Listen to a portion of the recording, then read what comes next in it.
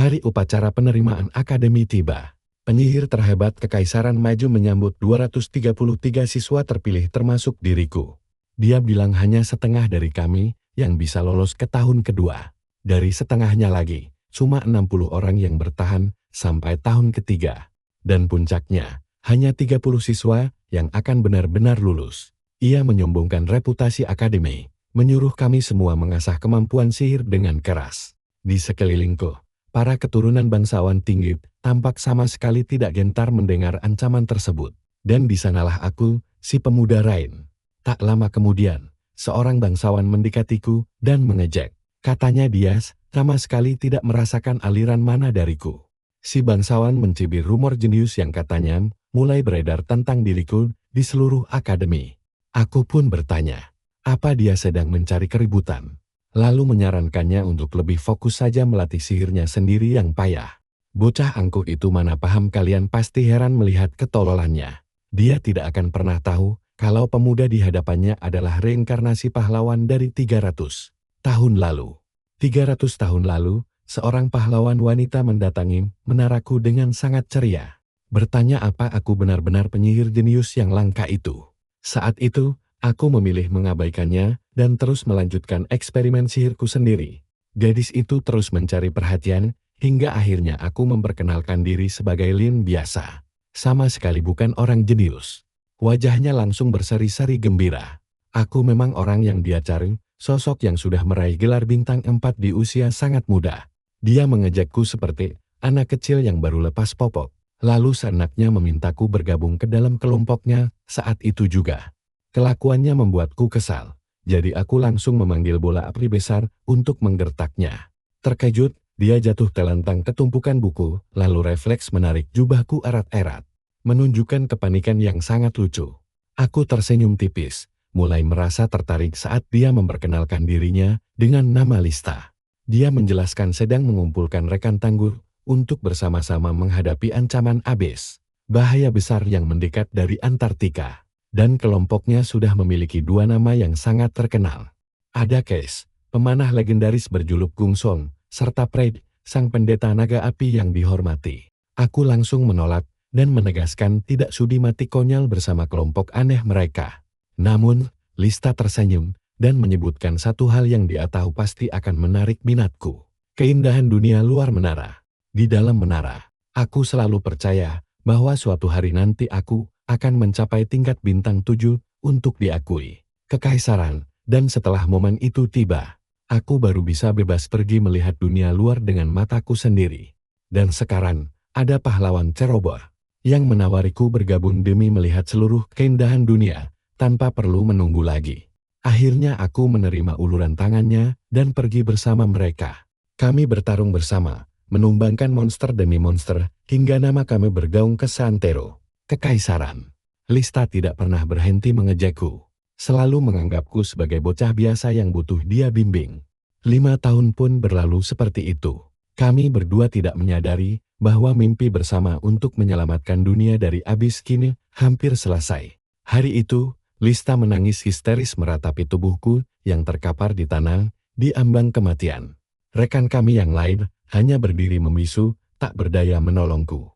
Karena menolak mati, aku merapal mantra keabadian tepat di dadaku hingga seluruh tubuhku membeku. Aku meminta Lista berjanji untuk menang, dan sebagai gantinya, aku bersumpah pasti akan kembali lagi. Namun Lista membalas bahwa dia justru berjanji untuk terus menungguku dan berada di sisiku selamanya. Setelah itu kesadaranku perlahan tenggelam ke dalam kegelapan abadi. Aku tidak pernah mencapai bintang ke-7, tidak pernah menguasai sihir sejati. Bahkan, tidak sempat menggenggam kebenaran mutlak yang kucari. Namun tiba-tiba mataku terbuka, dan seorang wanita berambut merah memanggilku dengan nama yang terasa asing, Rain. Tanpa sadar aku memanggilnya ibu. Lalu tersentak saat teringat bahwa dulunya aku hanyalah seorang anak yatim piatu. Aku berdiri di tengah kerumunan orang banyak, merasa sangat linglung. Ibuku bertanya, mengapa aku bertingkah aneh sekali, lalu menjelaskan bahwa kami sedang berdiri di depan Istana Paut, tepat di bawah patung peringatan kelompok pahlawan Lista yang legendaris. Saat mendongeng, aku melihat patung rekan seperjuanganku dulu, dan diriku ada di antara mereka. Karena bingung, Aku langsung bertanya padanya ini, tahun berapa? Wanita itu menghela napas, bingung melihat sikapku. Tapi setelah ku desak, dia akhirnya menjawab bahwa sekarang tahun 1418 kalender tercia. Mendengar hal itu, jantungku bagai berhenti seketika karena menyadari satu hal. Aku telah bereinkarnasi ke dalam tubuh orang lain 300 tahun di masa depan. Dengan suara lirih, aku bertanya, apakah kami berhasil memenangkan pertempuran terakhir? Walau aku tahu patung ini takkan ada jika kami kalah. Ibuku berkata bahwa jawabannya sudah sangat jelas sekali. Jika aku naik ke puncak istana Paus, aku akan menemukan sang pahlawan Lin masih membaiku di sana. Dia juga menceritakan bahwa Lista terus menemani tubuh sahabatnya yang tertidur itu hingga hari kematian menjemputnya. Mendengar hal itu, tawaku tiba-tiba pecah tanpa bisa ditahan.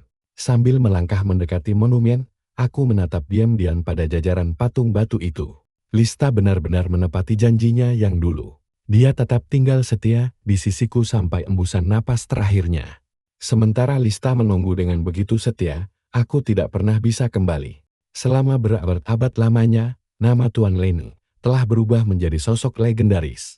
Para kaisar menghormati pencapaianku, menara sihir memujaku bagai orang suci, dan keluarga bangsawan memuja warisanku. Namun, semua kehormatan itu tak penting bagi Rain. Satu-satunya hal yang benar-benar kubawa dari masa lalu hanyalah pengetahuan sihir, serta kenangan indah bersama rekan-rekan yang dulu pernah berjuang bersamaku. Semua kenangan itu, kini tidak akan pernah bisa dibagikan lagi. Semuanya terkubur rapat di dalam dadaku, bagai gema sunyi yang takkan pernah mendapat jawaban. Tepat saat rasa sedih yang mendalam mulai menyiksaku, ibuku menyodorkan secangkir kopi hangat. Menggenggam cangkir hangat itu dengan kedua tanganku. Aku diam-diam berpikir bagaimana harus menjalani hidup mulai sekarang. Lalu sebuah kesadaran tiba-tiba menghantamku. Masih ada sesuatu yang belum sempat ku selesaikan. Jalan yang ditinggalkan oleh Lin 3 abad lalu masih belum sepenuhnya tuntas. Kekaisaran suci membagi penyihir menjadi 7 tingkat bintang. Di kehidupan lamaku, aku baru mencapai tingkat bintang kelima. Sepanjang sejarah, hanya ada 2 orang saja yang sanggup mencapai bintang ke-6 dan berhak menyandang gelar orang bijak. Mereka berdiri jauh lebih dekat dengan kebenaran mutlak dibandingkan siapapun. Seandainya dulu aku tetap tinggal di menara sihir alih-alih menemani perjalanan panjang Lista, mungkin pada akhirnya aku bisa mencapai tingkat tinggi itu sebelum mati karena usia tua. Biarpun begitu, aku tahu bahwa aku pasti akan menyesali keputusan bodoh itu selamanya. Jika aku diberi kesempatan sekali lagi untuk mengulang masa-masa itu, aku tetap akan memilih jalan yang sama. Berpetualang bersama. Bersama Lista adalah salah satu bagian hidupku yang paling terasa membahagiakan. Dunia yang dulu kami perjuangkan mati-matian demi melindunginya, kini terbentang luas tepat di hadapanku. Namun aku bertanya-tanya, apakah masa depan yang damai ini adalah apa yang selalu Lista impikan dulu? Catatan kuno mengklaim bahwa mereka yang berhasil mencapai bintang ke-7 bisa melihat kebenaran dunia yang tersembunyi. Demi menghapus kekosongan mendalam di hatiku, aku bersumpah akan bangkit dan menjadi seorang penyihir bintang ke-7. Tiba-tiba aku teringat saat Lista memanggilku dengan gembira, hanya untuk memamerkan sekuntum bunga indah. Fred langsung bertindak. Dia mengejek tindakan itu dan bilang pemandangan romantis begitu sia-sia untuk bocah keras kepala sepertiku. Dulu, aku selalu mengabaikan momen-momen itu dan bersikeras kalau belajar buku sihir jauh lebih menyenangkan. Sekarang, obrolan sepele itu sudah menjadi harta yang tak ternilai. Berdiri di depan monumen, aku melafalkan nama rekan-rekanku yang gugur dalam diam, mengucapkan selamat tinggal terakhir. Mereka yang mati adalah masa lalu dan tidak bisa lagi berjalan di sisiku. Kami yang masih hidup tidak punya pilihan selain terus melangkah maju. Dan begitulah, kehidupan keduaku sebagai Rain benar-benar dimulai. Saat kami dalam perjalanan, Lista sempat bertanya apa aku menyesal karena tidak punya keluarga. Aku mengaku tidak menyesal. Lagi pula aku bahkan belum pernah melihat wajah ibuku sendiri. Sebelum menjadi penyelamat umat manusia, aku harus bertahan hidup sendirian di daerah Kumuh Utara. Kalau saja Orears tidak menemukan bakat sihirku dan mengasuhku, aku pasti sudah mati di jalanan. Mendengar ceritaku, Fred langsung memelukku dengan erat dan merasa kasihan pada masa kecilku yang malang. Malu karena kasih sayang mendadak. Aku cepat-cepat menghindar dan bersikeras kalau keluarga hanya akan merumitkan hidupku saja. Aku beralasan, andai punya kerabat pun, aku tidak akan tahu cara berinteraksi dengan mereka. Prit hanya tertawa, lalu menjelaskan, kalau keluarga sebenarnya tidak serumit itu. Kata dia, yang perlu kulakukan hanyalah menyayangi mereka sepenuh hati. Dia sangat yakin, kalau orang sebaik diriku pasti akan memahaminya suatu hari nanti. Aku tersentak kembali ke dunia nyata saat seorang pelayan membangunkanku keesokan paginya. Pelayan itu memberitahu kalau sarapan akan segera siap. Setelah meregangkan tubuh dan memakai selop, aku berjalan mendekati cermin di dekatku. Baru 20 hari sejak ingatan masa laluku terbangun di tubuh ini. Dalam waktu sesingkat itu, aku terpaksa beradaptasi dengan kehidupan yang sepenuhnya baru. Tubuh ini sekarang milik Rain Ludwig, putra sulung dari keluarga Ludwig yang sangat terpandang. Salah satu dari 5 keluarga penyihir agung di Kekaisaran. Aku masuk ke ruang makan, tempat ibuku sudah menunggu. Dia memintaku untuk memberitahu Kevin Ludwig kalau sarapan sudah siap. Aku pergi ke ruang kerja ayahku dan mendapati beliau sedang fokus membaca tumpukan dokumen. Ayah langsung menyadari wajahku yang pucat dan mengira aku kelelahan karena perjalanan kemarin. Bukannya membahas pekerjaan, beliau malah menyuruhku makan dulu demi memulihkan tenaga. Sambil menyampaikan pesan, aku melihat formula sihir rumit di atas mejanya. Ayah menjelaskan kalau itu adalah bagian dari disertasi sihir yang akan beliau presentasikan minggu depan. Karena beliau lebih suka memecahkan masalah sulit saat pikirannya masih segar. Beliau menghabiskan waktu subuh untuk fokus meneliti sebelum sarapan dimulai. Ayah terkejut saat aku menawarkan bantuan.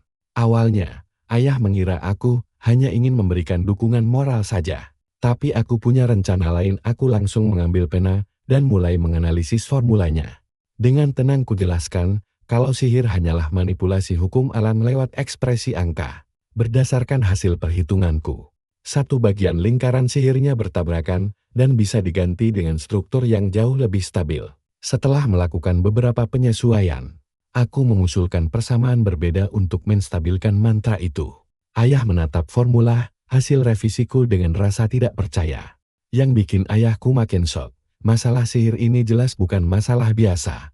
Mantra ini dari riset kuno 2 abad lalu, yang selalu bikin pusing para cendekiawan kekaisaran. Tapi, aku yang baru 9 tahun ini, malah menyelesaikannya dalam hitungan menit seperti teka-teki anak kecil. Padahal aku baru belajar sihir tempur, tapi tingkat pengetahuan yang kutunjukkan ini di luar nalar. Pemahamanku tentang teori sihir benar-benar jauh melampaui batas anak seusiaku. Sambil memasang senyum jail, aku pun bertanya, apakah sekarang ayah bisa ikut sarapan bersama keluarga? Ayah langsung setuju dan memelukku erat sebelum kami semua menuju ke meja makan. Keluarga Ludwig ini tergolong kecil, hanya terdiri dari diriku, orang tuaku, dan adikku Siri yang baru 6 tahun. Saat kami semua berkumpul untuk sarapan, sesosok anak perempuan pemalu mengintip dari balik pintu. Rambut hitamnya yang lembut dan mata merahnya persis seperti ciri khas keluarga Ludwig. Siri benar-benar terlihat sangat menggemaskan. Begitu dia sadar aku sedang melihatnya, wajahnya langsung memerah karena malu. Anak kecil itu langsung kabur dengan panik dan aku tidak bisa menyalahkannya. Tubuh Rain yang asli ini dulu memang tidak jahat, tapi dia selalu bersikap sangat dingin. Melihat adik kecilku lari ketakutan, ingatan masa laluku tentang Lista kembali muncul. Aku ingat bagaimana dia selalu memintaku untuk menghargai orang-orang terdekat.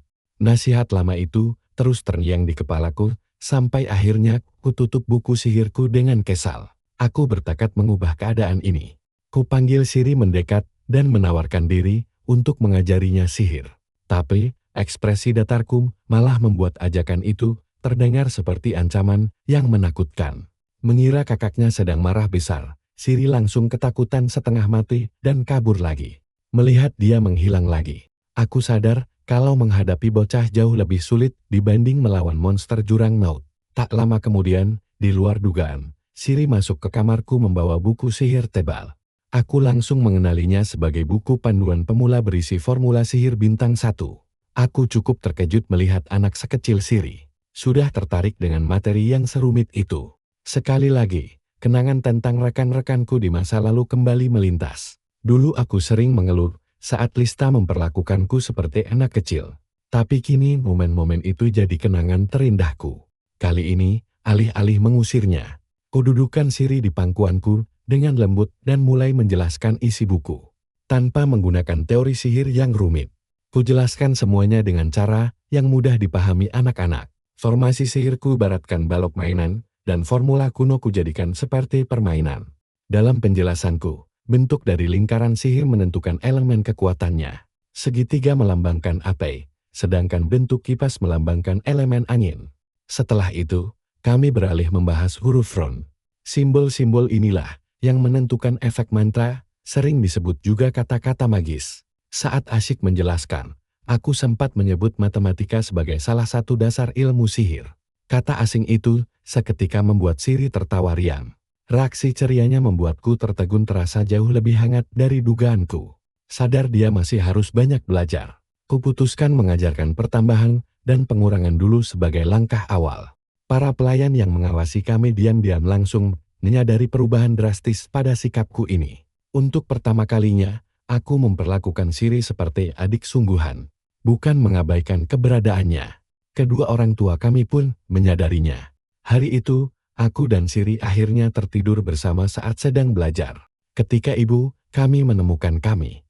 Ibu merasa pemandangan itu sangat berharga, hingga dia ingin mengabadikannya selamanya. Kevin segera datang dan melihat buku sihir merah tergeletak terbuka di samping kami. Sangat jelas kalau aku sudah menghabiskan hari untuk mengajari Siri sihir. Sejak kami kembali dari lapangan pahlawan, aku terlihat seperti orang yang sepenuhnya berbeda baginya. Ibu bahkan dengan bercanda menduga jangan-jangan jurang maut telah merasuki tubuh diriku. Kevin langsung menepis dugaan itu. Dia justru teringat kembali kenangan masa mudanya ketika pernah bertemu dengan Lord Lin. Saat itu, Kevin dengan bangga memamerkan pencapaiannya menjadi penyihir bintang 3. Namun di tengah perang, Lin malah berhasil menembus bintang 5 selagi terus memperjuangkan kelangsungan hidup umat manusia. Membandingkan dirinya dengan pencapaian hebat itu, membuat Kevin sadar betapa malasnya dia hidup di era damai. Mungkin aku juga menyadari hal serupa setelah mengunjungi monumen pahlawan itu. Sambil berjalan menyusuri lorong, kedua orang tuaku terus mendiskusikan tentang pahlawan legendaris itu. Kevin menyebutkan satu detail menarik yang tersimpan dalam catatan sejarah. Sisa sihir Lady Esther masih membeku di dalam es yang menyelimuti tubuh tertidur Lord Lin. Mungkin itu adalah pesan yang sengaja ditinggalkan untuk hari ketika dia terbangun nanti. Percakapan mereka kemudian beralih kembali membicarakan diriku. Kevin akhirnya mengungkapkan apa yang ada di pikirannya, bahwa aku mungkin benar-benar seorang jenius. Bukan sekadar anak berbakat, melainkan seseorang yang mampu mencapai tingkat seorang sheikh legendaris. Formula sihir yang membuat Kevin kesulitan selama lebih dari 1 tahun bisa kupecahkan hanya dengan sekali lirik saja. Mendengar penjelasan tersebut, istrinya akhirnya paham mengapa Kevin tidak bisa berhenti membicarakan diriku di sepanjang pagi ini. Setelah memikirkan hal itu matang-matang, Kevin akhirnya mengambil sebuah keputusan penting. Sudah saatnya bagiku untuk mulai mempelajari sihir rahasia dari keluarga Ludwig. Di antara harta terbesar keluarga kami adalah Megtave, teknik untuk membaca dan mencuri sihir orang lain. Walaupun Kevin tidak yakin apakah aku bisa menguasai kekuatan luar biasa tersebut, dia percaya usaha itu sangat layak dicoba. Sementara itu, aku berbaring santai di bawah langit biru cerah, dikelilingi ladang tulip warna-warni. Hampir sepertiga dari seluruh wilayah ini adalah milik keluarga besar Ludwig. Sambil menatap pemandangan indah ini, aku mulai merenungkan tentang masa depanku. Jika aku benar-benar ingin mencapai tingkat bintang ke-7 dan mengungkap kebenaran dunia ini, aku membutuhkan target jangka pendek serta panjang. Tidak peduli seberapa muda tubuh fisikku sekarang, menyia-nyiakan waktu berharga bukanlah sebuah pilihan. Sambil meletakkan selembar kanvas berukuran besar di depanku, aku menyatakan bahwa langkah pertamaku adalah memanggil sesosok pemandu. Tepat di saat aku mulai mempersiapkan mantranya, Siri muncul di belakangku, penasaran dengan apa yang sedang dilakukan kakaknya. Aku mencoba menjelaskan rencanaku, tapi konsepnya terlalu rumit untuk dipahami anak berumur 6 tahun sepertinya. Alih-alih mengabaikannya begitu saja, aku menawarkan diri untuk membuatkan satu pemandu untuknya juga. Tindakan itu langsung membuat Siri merasa sangat gembira. Selama bertahun-tahun, dia selalu mendambakan perhatian dari kakaknya. Dan kini aku akhirnya memperlakukannya dengan begitu baik. Melihat kegembiraannya yang meluap-luap, aku menyadari betapa berartinya tindakan kecilku ini baginya. Sambil aku terus menjelaskan proses pembuatannya, aku menyadari bahwa cara bicara dan pemahaman bocah ini sangat luar biasa untuk usianya. Apa yang sedang kugambar ini jelas bukan sihir biasa. Mantra ini menggabungkan 4 atribut elemen berbeda. Sesuatu yang normalnya hanya bisa dilakukan penyihir bintang 4. Saat penaku menari di atas kanvas, garis bercahaya mirip kilat perlahan muncul di dalam formasi itu. Siri hanya bisa menatap pemandangan di depannya dengan sangat terpaku. Tiba-tiba saja, ada yang salah rasa sakit yang tajam langsung menusuk dadaku. Aku langsung mencengkeram dadaku saat darah segar mulai menetes dari hidungku. Meski aku memiliki ingatan dan pengalaman lain, tubuh fisikku sekarang masihlah milik anak 9 tahun. Fisikku belum punya kekuatan yang cukup untuk menopang sihir sekuat itu. Untunglah, sihir yang sedang kurapal ini hanyalah sebuah mantra penuntun sederhana. Jika aku nekat merapal mantra tempur serumit ini, serangan baliknya pasti sudah membunuhku seketika. Aku menyeka darah dari hidungku, lalu menghela napas panjang karena merasa sangat frustrasi. Biar begitu, lingkaran sihir itu akhirnya stabil dan sesosok makhluk kecil muncul dari cahaya yang memudar. Seekor makhluk anggun mirip kupu-kupu, terbang di udara sebelum akhirnya hinggap dengan sangat lembut di jari Siri. Makhluk ini disebut Rudian, pemandu sihir yang kuciptakan untuk mengukur bakat serta potensi sihir seseorang. Saat Siri menatap kupu-kupu itu dengan penuh kagum, aku menjelaskan fungsi aslinya. Aku terus mengajarinya tentang huruf Ron, kekuatan sihir, dan dasar-dasar dari merapal mantra. Menurutku pribadi, memahami Run yang tepat adalah jalan pintas tercepat bagi pemula untuk berkembang. Meski mantra ini terlihat sepele, Rudian sebenarnya adalah hasil dari sihir bintang 4 yang sangat rumit. Melihat mata Siri yang berbinar kagum, aku bertanya, apakah dia menyukai hadiah dariku ini? Setelah mendapatkan reaksi manis yang sudah kuduga, aku menyuruhnya lanjut belajar di tempat lain, sementara aku memulihkan tenagaku sendiri. Memanggil Rudian yang lain harus menunggu sampai kapasitas sihirku benar-benar pulih kembali. Begitu kupu-kupu itu selesai menganalisis, sebuah jendela informasi langsung muncul di hadapanku. Kapasitas sihirku hanya terukur 3024, angka yang bahkan lebih rendah dari penyihir pemula. Hasil yang mengecewakan, tapi sudah sangat kuduga sebelumnya. Sejak awal aku sadar bahwa membangun kembali kejayaanku akan butuh waktu bertahun-tahun. Tepat saat aku mulai menghitung seberapa keras latihan yang harus kujalani nanti, Rudian tiba-tiba menunjukkan informasi rahasia lainnya. Sebuah kemampuan garis keturunan yang tertidur telah terdeteksi di dalam tubuhku. Dan hebatnya, kemampuan itu bisa dilatih sepenuhnya, membuat suasana hatiku langsung membaik seketika. Fisikku mungkin sangat lemah saat ini, tapi aku mewarisi bakat unik dari darah keluarga Ludwig. Perlahan, memori lama dari petualangan Lena kembali melintas. Sesaat setelah aku bergabung dengan kelompok Lesta, aku pernah bertemu penyihir muda yang bertekad membuktikan diri sebagai yang terkuat di Kekaisaran. Bocah itu sama sekali tidak punya sihir hebat. Namun, sorot matanya yang tajam benar-benar meninggalkan kesan mendalam untukku.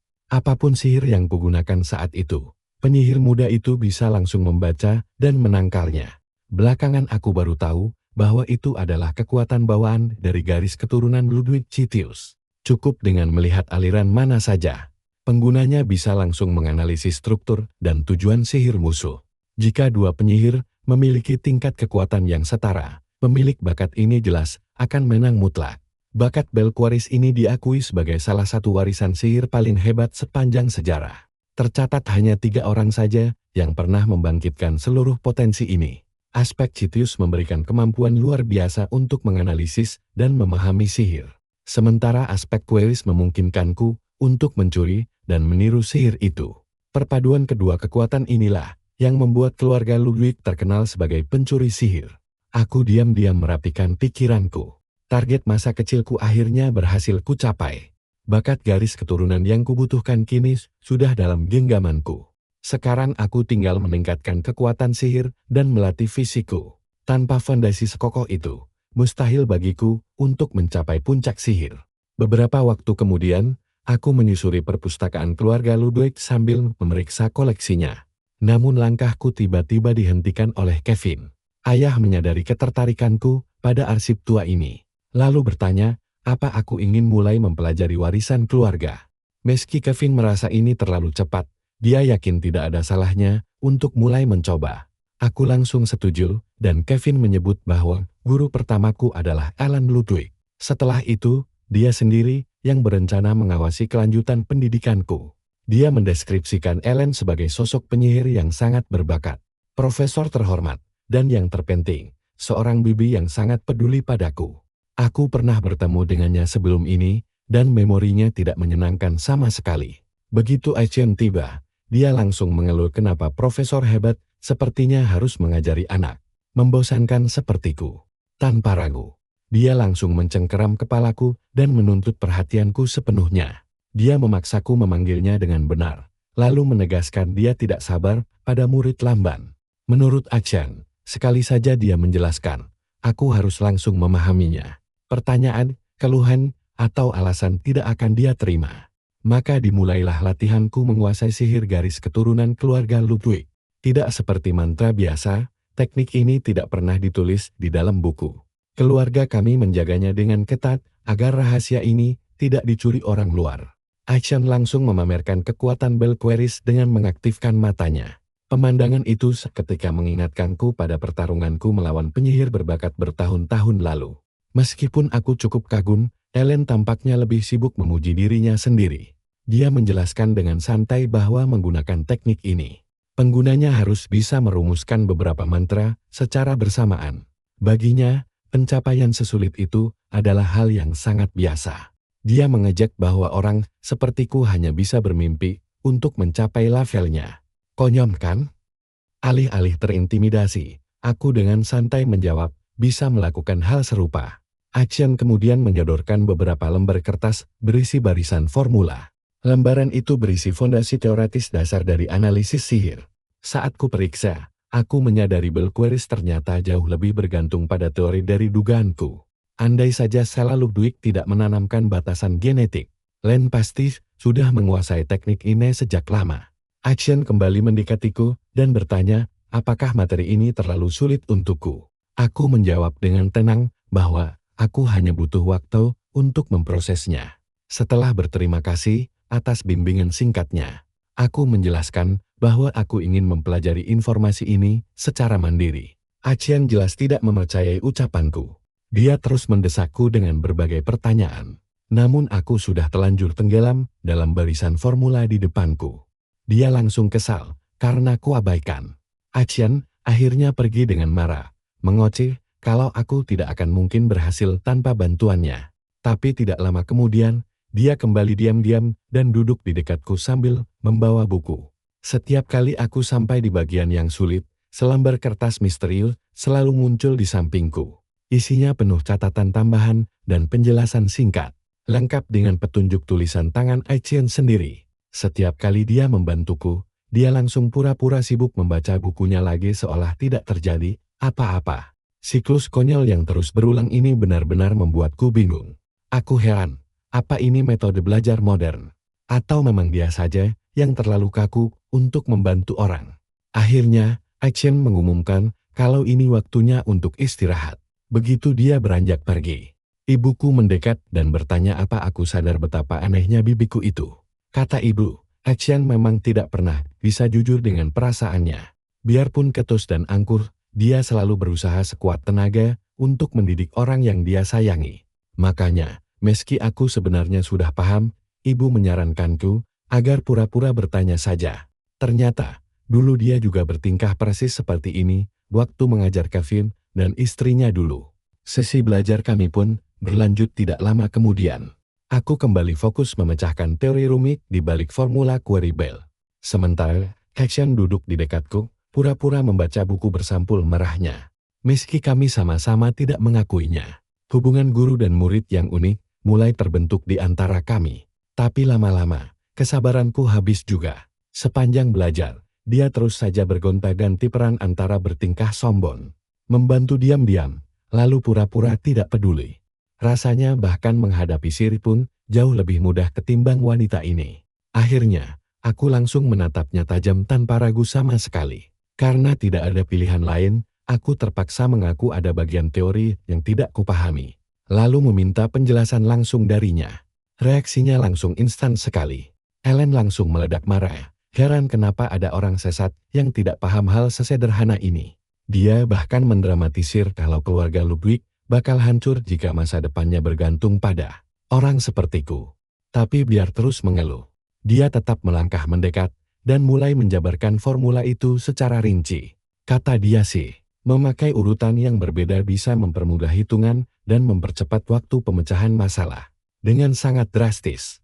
Aku pun bergumam minta maaf karena merepotkannya. Sialnya, permintaan maafku malah membuat omelan bibiku itu makin menjadi-jadi.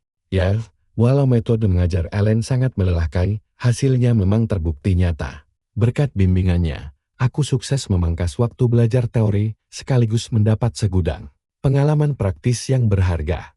Hari demi hari, aku terus menyelami rahasia terdalam dari formula query Bell. Hingga pada hari ke-10 latihan, sesuatu yang tidak terduga mendadak terjadi. Sensasi terbakar yang dahsyat tiba-tiba meledak di mataku. Rasanya seolah seluruh darah di tubuhku mendidih dan mendesak naik ke kepala secara bersamaan. Pandanganku perlahan memerah pekat. Lalu berbagai simbol aneh mulai membanjiri penglihatanku. Deretan angka muncul di mana-mana. Banjir informasi yang begitu masif ini sempat membuatku kewalahan. Untuk sesaat, aku merasa seperti sedang menyaksikan langsung seluruh struktur dasar dari penciptaan dunia. Ailon menatapku dengan shock berat, karena dia sendiri butuh 7 tahun penuh untuk membangkitkan kemampuan ini. Sementara aku cuma butuh 10 hari saja. Ayahku, Kevin, bereaksi biasa saja saat mendengar kabar itu. Saat tahu seberapa cepat aku membangkitkan Bell Queries, dia hampir tidak bisa mempercayainya. Ailon dengan menggebu-gebu mengeklaim bahwa aku bisa menjadi bakat terbesar dalam sejarah keluarga Ludwig. Jika aku terus berkembang, aku dinilai mampu membawa keluarga ini ke puncak kejayaan baru. Ayah harusnya senang, tapi jauh di lubuk hatinya, ada rasa putus asa yang menyelinap. Sebab, putranya ini sudah melampaui semua hal yang bisa dia ajarkan sendiri. Sadar aku butuh guru yang jauh lebih hebat. Ayah segera memanggil pelayan kepercayaannya, Judas. Dia langsung memerintahkan untuk mengirimkan pesan penting kepada sosok misterius. Judas dengan sangat hati-hati bertanya, apakah surat itu ditujukan untuk mantan kepala keluarga. Ayah langsung mengiyakannya tanpa ragu. Memang hanya ada satu orang yang sanggup mengarahkan bakat besarku ini. Ketika musim semi berganti musim panas, awan mendung mulai menyelimuti sebagian besar benua. Hujan deras seolah mengguyur seluruh penjuru negeri tanpa henti. Di masa-masa itulah, jadwal harianku berubah menjadi sangat padat. Sepanjang siang, aku mempelajari Bell Queries di bawah Ellen sambil menahan omelannya yang berisik. Setiap ada waktu luang, aku juga sempatkan mengajari Siri dasar-dasar sihir. Baru saat malam tiba, aku fokus penuh melatih fisik dan meningkatkan kapasitas mana. Saat belajar, aku menemukan sesuatu yang mencengangkan. Sihir zaman sekarang ternyata berkembang jauh melampaui duniaku 300 tahun lalu. Formula sihir kini telah disempurnakan dan disederhanakan. Mantra yang dulu butuh ritual rumit, kini bisa dirapal sekejap mata dengan daya hancur luar biasa. Sebagai pemilik ingatan Lennon, kemajuan pesat ini jujur saja sangat luar biasa. Tapi, ini juga mendatangkan sedikit kekhawatiran. Dengan ilmu Len sekalipun, aku sadar bisa saja kalah dari penyihir bintang 4 zaman sekarang. Sihir modern benar-benar telah berkembang pesat selama ratusan tahun. Mencapai level bintang 7 di zaman ini ternyata jauh lebih sulit dari bayanganku dulu. Aku jelas butuh timbunan ilmu dan kekuatan yang jauh lebih dahsyat. Akhirnya, aku mendatangi ayah dengan satu permohonan. Aku meminta izin untuk pergi ke Golden Rose, kota legendaris para penyihir. Di sanalah Delayton berdiri, sebuah akademi sihir terbaik di Kekaisaran. Meski butuh persiapan bertahun-tahun, aku yakin langkah ini sangat penting demi masa depanku. Begitu Siri menguping rencana ini, dia langsung memohon agar aku tidak pergi. Aku menjelaskan dengan lembut kalau aku pasti pergi nanti, tapi dia malah memelukku makin erat. Ayah pun memintaku untuk memikirkannya baik-baik. Umumnya, anak bangsawan baru, masuk di Layton di usia 16 tahun. Sedangkan aku masih sangat kecil. Namun sebelum obrolan berlanjut, ayah tiba-tiba memberitahukan satu hal penting lainnya. Sebuah surat baru saja datang dari mantan kepala keluarga besar Ludwig. Saat tahu siapa yang mengirim surat itu, Bibi Achen seketika hampir tersedak. Ibuku menatapnya bingung, sementara ayah dengan tenang menyuruh adik perempuannya itu untuk bersikap tenang. Sementara itu, Siri masih saja menempel erat padaku seolah tidak ingin aku lolos. Ayah kemudian menjelaskan satu sejarah penting tentang silsilah keluarga kami. Ternyata, hanya ada 3 orang di keluarga Ludwig yang sanggup membangkitkan Belqueris. Sihir unik ini diciptakan langsung oleh kakakku sendiri, Skala Ludwig. Ayah menegaskan kalau Skala harus menjadi mentorku dulu sebelum aku memikirkan di Layton. Aku harus dilatih langsung oleh mantan kepala keluarga itu dulu. Tidak lama setelah itu, kami berdua pergi ke kediaman Skala. Begitu mendekati mansion besar itu, aku merasa antusias sekaligus sedikit gugup. Tempat ini memancarkan tekanan udara yang belum pernah kurasakan di era ini. Setiap langkah masuk ke areanya membuat tekanan sihir di sekitar kami semakin pekat. Pada akhirnya, tidak ada gunanya menunda hal yang sudah pasti jadi aku langsung melangkah masuk. Di dalam ruangan luas, seorang pria jangkung berdiri menatap keluar jendela.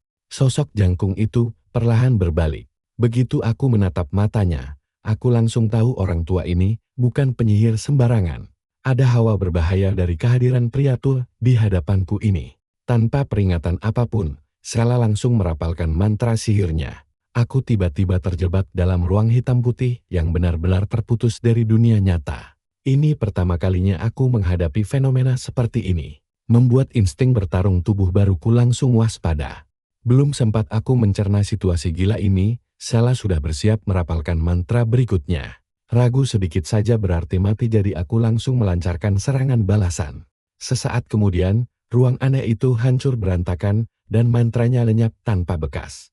Aku segera menyadari bahwa kekuatan Belqueris milikku yang telah menetralkan sihirnya.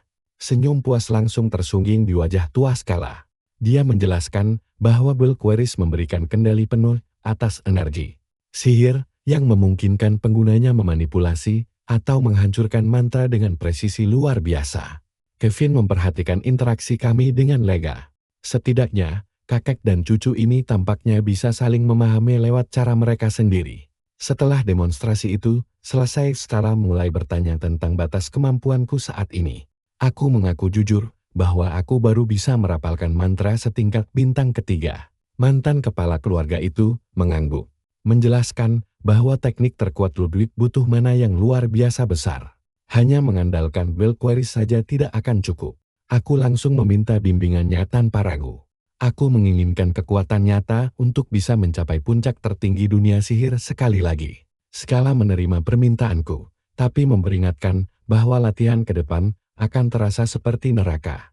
Tapi jika aku bisa bertahan, aku akan tahu cara mengendalikan bakat ini dengan benar. Setelah kesepakatan dibuat, baru Skala mengakui bahwa sambutan kasarnya tadi memang agak berlebihan. Merasa puas dengan potensi besarku, dia langsung mengajak Kevin untuk minum bersama. Menghadapi keputusan sang mantan kepala keluarga, Kevin hanya bisa patuh dan menerimanya dengan hormat. Orang tua itu sama sekali tidak berniat bersikap lunak pada cucunya sendiri. Dia menyuruhku untuk melepaskan Belqueris sesuka hatiku, sambil memerintahkanku untuk menganalisis setiap mantranya secepat mungkin. Latihan ini sangat menyiksa, jauh melampaui apapun yang pernah dihadapi tubuh baruku ini. Meski begitu, Skala diam-diam merasa puas karena dugaannya setiap hari terbukti benar. Jenius sejati telah lahir di keluarga Ludwig. Aku terus menempa diriku tanpa henti. Aku selalu mengingatkan diriku sendiri bahwa menguasai Belqueris barulah langkah awal. Aku masih butuh kekuatan sihir yang besar. Skala berulang kali menegaskan bahwa perkembangan menuntut risiko besar. Menurutnya, siapapun yang takut mempertaruhkan nyawa tidak akan pernah bisa menyentuh puncak tertinggi sihir. Aku sangat paham teorinya, tapi rasanya masih ada potongan teka-teki penting yang terlewat. Tiba-tiba, Skala dengan santai berkata bahwa dia akan menciptakan sebuah bola api besar. Lalu dia memperingatkanku, jika gagal menghindarinya, maka aku akan langsung mati. Belum sempat aku merespons, si tua itu sudah langsung meluncurkan serangannya. Sebuah bola api raksasa melesat cepat ke arahku dengan kecepatan mengerikan. Tanpa pilihan lain, aku terpaksa mengaktifkan Belquery. Tekanannya benar-benar luar biasa berat. Darah mulai mengalir dari mata kananku saat aku memaksa kemampuan ini melampaui batasnya. Tiba-tiba, duniaku berubah total, semua hal di sekitarku kini menjadi angka dan rumus. Saat aku menatap Skal, aku tidak lagi melihatnya sebagai seorang manusia, melainkan yang kulihat hanyalah tumpukan rumus sihir rumit yang terajut menjadi kode hidup. Sementara itu, bola api tadi terus mendekat. Serpihan ingatan masa lalu mendadak muncul lagi.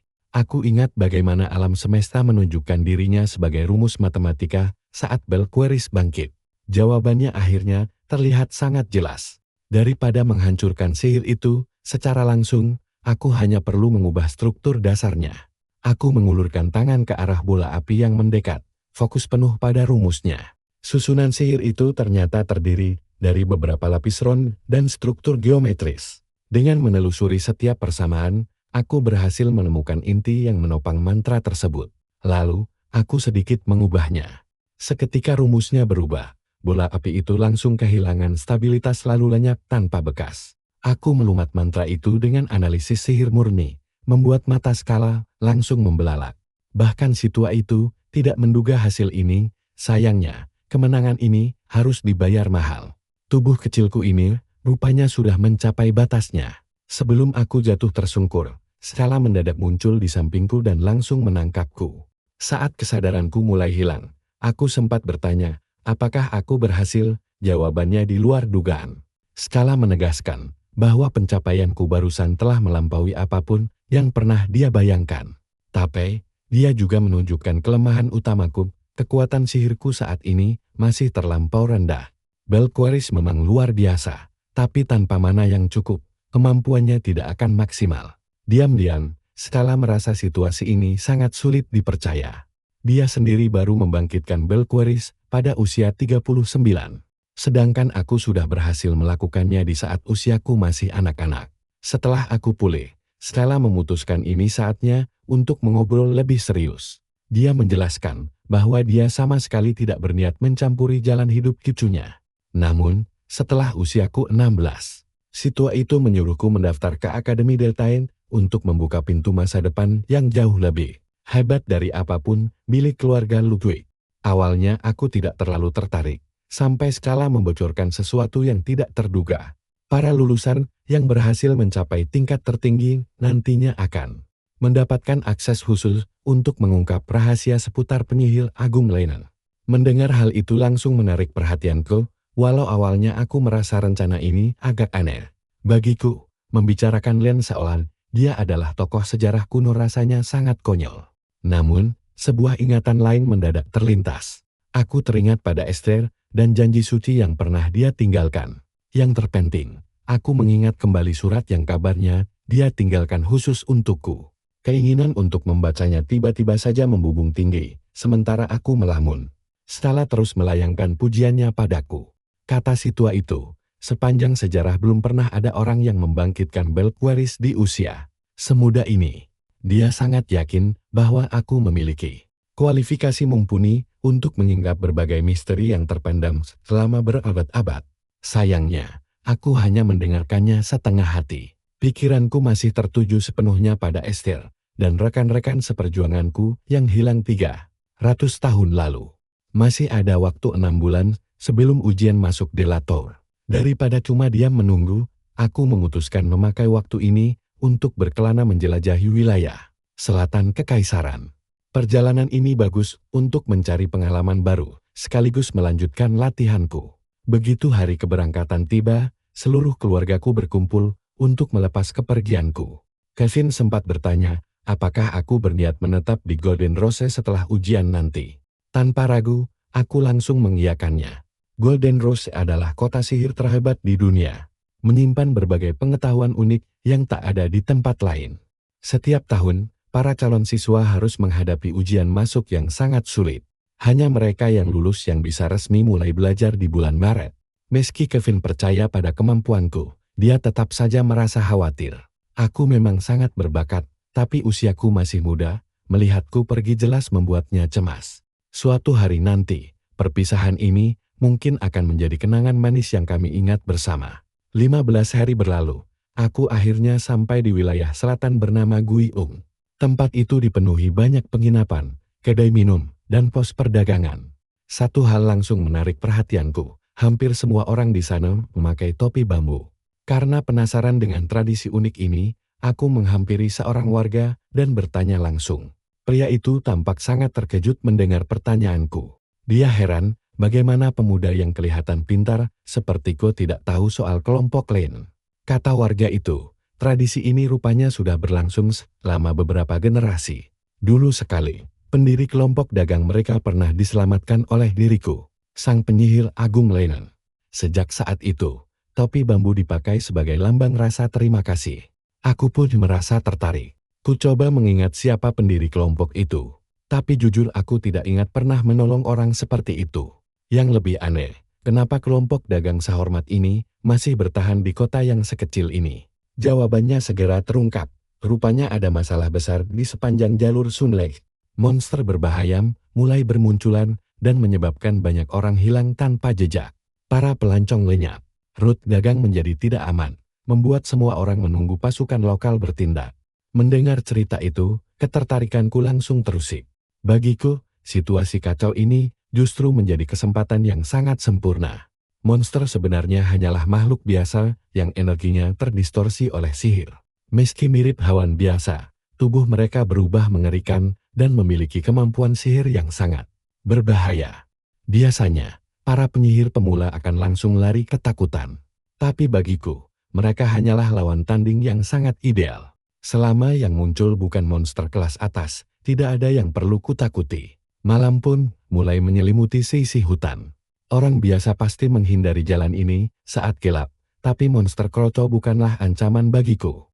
Meski begitu, aku bisa merasakan ada sesuatu yang mengawasiku dari kegelapan. Hawa keberadaan itu terus menguntit dari jauh, tapi tak pernah berani mendekat. Aku yakin makhluk itu sadar betapa jauhnya perbedaan kekuatan kami, lalu memilih bersembunyi. Lagi pula, monster level rendah begini biasanya diurus tim pembasmi, jadi aku tidak perlu membuang waktu. Sambil terus berjalan, pikiranku mulai melayang kembali ke masa lalu. Aku teringat percakapan dari 300 tahun lalu.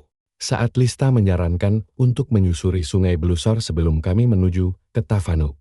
Padahal niat aslinya cuma ingin menyeret kami semua melewati padang bunga yang indah. Lama-lama, aku kehilangan kesabaran dan menuntut penjelasan dari mereka. Semua malah membahas tamasya saat perang berkecamuk. Padahal waktu itu, 2 divisi militer kita sudah habis disapu bersih di garis depan. Pasukan bantuan masih berjuang menahan posisi mereka. Aku memperingatkan mereka tentang betapa gawatnya keadaan yang sedang dihadapi kekaisaran. Dan apakah mereka paham konsekuensinya.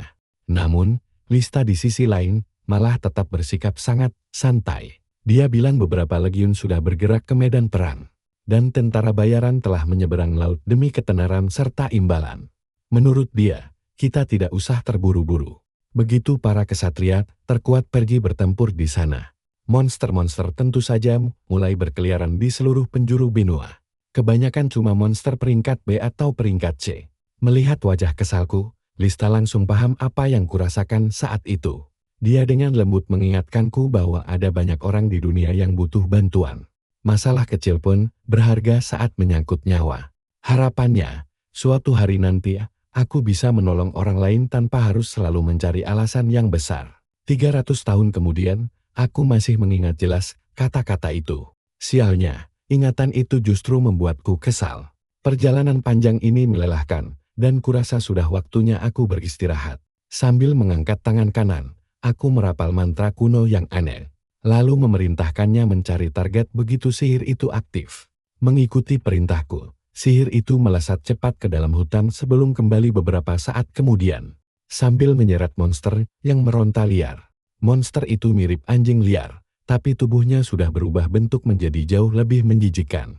Aku menatap matanya dengan perasaan yang sangat datar. Bagiku, makhluk ini sama sekali bukan ancaman. Ku bilang bahwa aku sudah membantai ribuan monster sejenis di kehidupan masa laluku. Ku tawarkan ampunan cuma-cuma asalkan dia menyerah. Tentu saja, monster bodoh itu tidak mengerti apa-apa. Sebelum dia sempat menyerang balik, lilitan sihirku mengetat dan langsung menghancurkan seluruh organ dalamnya. Kutinggalkan mayat itu, lalu melanjutkan perjalanan yang terasa sangat membosankan. Akhirnya, aku sampai di perbatasan. Batas yang memisahkan wilayah tengah dan selatan dari kekaisaran. Daerah ini dikenal sebagai pegunungan Badantio. Tapi begitu menginjakkan kaki di sana, monster langsung mengadangku. Kehadiran mereka sangat menggangguku, dan saat aku baru saja bersiap menghabisi mereka, tiba-tiba puluhan anak panah melesat di udara. Sekelompok pemanah mendadak muncul dari kegelapan hutan dan langsung mendekatiku. Aku tidak bisa melihat wajah mereka dengan jelas. Tapi entah kenapa salah satunya mengingatkanku pada Kailis. Salah satu pemanah melompat turun dari bukit dan langsung bertanya, apakah aku terluka? Begitu dia mendekat, tercium bau alkohol menyengat. Dia heran kenapa ada orang yang nekat berjalan sendirian di tempat berbahaya ini. Anggota kelompok yang lain menjelaskan bahwa tugas mereka adalah menjaga keamanan di seluruh wilayah ini. Setelah berterima kasih atas bantuan mereka, aku bertanya, apakah kami sekarang berada di pegunungan Badantio? Pertanyaan itu langsung membuat mereka tertawa. Para pemanah itu saling pandang sebelum tertawa terbahak-bahak. Bingung dengan reaksi mereka, aku menuntut penjelasan. Salah satu dari mereka akhirnya menjelaskan kalau wilayah ini sudah berganti nama berabad-abad lalu. Setelah berhasil mengalahkan Abyss, Kailis memutuskan menetap di sini selamanya. Lama-kelamaan tempat ini disebut Kislantin, dan barulah aku mengerti semuanya. Pemanah di hadapanku ini, murid dari akademi yang didirikan oleh Kailis yang legendaris. Menurut tradisi mereka, hanya murid pilihan kepala sekolah yang diperbolehkan menjaga jalan lintas gunung ini. Melihat kelakuan mereka, aku jadi heran sendiri. Sekolah itu melatih pemanah atau malah mendidik pemabuk. Tiba-tiba, seorang pemanah yang kelewat riang langsung merangkul pundakku erat-erat. Dia berseru girang, mengatakan kalau aku datang tepat waktu karena festival besar sedang digelar hari ini. Katanya, selama pesta berlangsung, semua orang bebas menenggak alkohol gratis sepuasnya. Lalu dengan penuh semangat dia mengoceh kalau alkohol adalah jembatan penghubung matahari dan bulan. Pemanah lain buru-buru menyela dan menyuruh temannya berhenti mempermalukan diri mereka sambil memandu jalanku melewati hutan. Aku bertanya, apa benar rute ini ditutup hanya gara-gara daun gugur? Dan mereka membenarkannya. Katanya, jumlah daun yang rontok dari seluruh hutan ini terlalu ekstrim hingga mustahil bagi mereka untuk membersihkannya. Tidak lama kemudian, langkah kami terhenti di sebuah pertigaan jalan. Mereka menjelaskan kalau menaiki tangga kayu itu akan membawaku langsung ke tempat latihan. Sedangkan jika berjalan lurus terus, jalan itu akan menuntunku masuk ke kota. Ketika aku mengedarkan pandangan, mataku mendadak terpaku pada sebuah monumen batu yang sangat besar. Pemandangan itu seketika memicu rasa sesak yang hebat di dadaku. Sesaat, aku seolah bisa melihat sosok Kailis yang sedang berdiri kokoh di sana. Seorang pemanah membuarkan lamunanku, lalu menjelaskan kalau para peziarah sering berhenti di sini untuk berdoa. Para pengelana biasa memanjatkan doa di sana, meminta agar sang pahlawan melindungi perjalanan mereka. Aku merasa lokasi makam ini aneh. Tokoh sepopuler Kailis harusnya bisa dengan sangat mudah dimakamkan di tengah kota yang megah. Karena penasaran, aku bertanya mengapa kuburannya justru diletakkan di puncak gunung sunyi ini. Para pemanah itu langsung terkejut. Mereka heran, bagaimana mungkin ada warga kekaisaran yang tidak tahu sejarah tempat seterkenal ini. Salah satu dari mereka bahkan curiga kalau aku bukan penduduk asli negeri ini. Lalu dia menceritakan kisah lama yang menghubungkan Kailis dengan sahabat terdekatnya dulu. Dalam legenda itu, Kailis selalu percaya kalau Lin pasti akan kembali, bahkan melampaui kematian. Sebelum mengembuskan napas terakhirnya, pemanah legendaris itu meninggalkan satu wasiat terakhir. Jika jasadnya dikubur di kota yang ramai, Lin pasti enggan datang untuk berkunjung. Maka dari itu, dia memilih dimakamkan di gunung tinggi, agar teman lamanya bisa menemukannya. Kenangan masa lalu tiba-tiba menghantamku tanpa ampun. Aku teringat malam-malam panjang saat aku mengajari Kailis memahami simbol dan huruf dari buku sihir kuno. Lalu si pemanah sialan itu akan mengacak-acak rambutku sebagai bentuk imbalan baginya. Senyum tipis perlahan mulai terukir di wajahku. Apakah saat itu Kailis sudah sadar bahwa perpisahan kami akan berlangsung selamanya? Pertanyaan itu terus berputar di kepalaku, memicu kepingan ingatan lainnya untuk muncul. Kailis pernah berjanji kalau kami akan berjumpa lagi, tapi janji itu tak pernah sempat dia tepati. Kini bayangan sang pemanah legendaris yang berdiri menungguku di puncak gunung terasa begitu nyata. Dikuasai emosi yang tak bisa kukendalikan lagi, aku berbalik dan langsung berlari. Sialnya, aku belum terbiasa dengan medan ini. Baru beberapa langkah saja, kakiku tersandung batu dan aku langsung jatuh tersungkur ke tanah. Rasa sakit fisik menyatu dengan luka batin, membuatku berteriak frustrasi tanpa bisa kutahan. Beberapa saat kemudian, aku terduduk di tepi tebing, menatap kosong ke arah kejauhan. Sebagian diriku ingin kembali ke makam itu untuk mengucapkan selamat tinggal secara layak. Namun sisi lain ingin terus berlari pergi. Sambil bersandar pada batu besar, kubiarkan semua kenangan lama perlahan menenggelamkanku. Aku ingat saat Kailis menemukan seekor elang dalam kegelapan. Setelah kami mencarinya berjam-jam.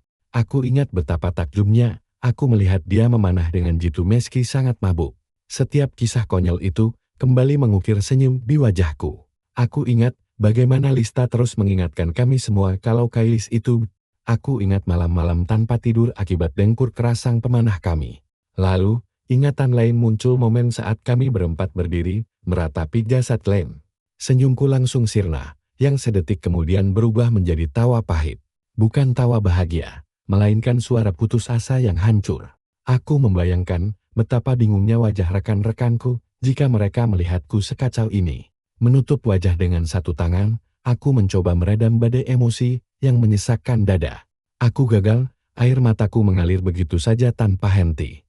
Untuk pertama kalinya sejak terbangun 300 tahun kemudian, aku menangis sejadi-jadinya. Aku menangisi semua tahun yang telah hilang, janji-janji manis yang tak bisa kutepati, dan para sahabat berharga yang terus menungguku hingga akhir hayat mereka. Akhirnya, badai emosi itu mereda. Setelah kembali tenang, aku bangkit berdiri dan berjalan kembali ke makam Kela. Mendekati prasasti itu untuk terakhir kalinya, kuangkat tanganku, lalu merapal sebuah mantra. Sihir itu tidak kuarahkan pada makamnya, melainkan menghantam tanah di sekitarnya. Kobaran api melalap semak belukar dan membakar tumpukan dedaunan tebal yang mengotori tempat itu. Ketika sihirku usai, area sekitarnya kini terlihat jauh lebih bersih dan tenang.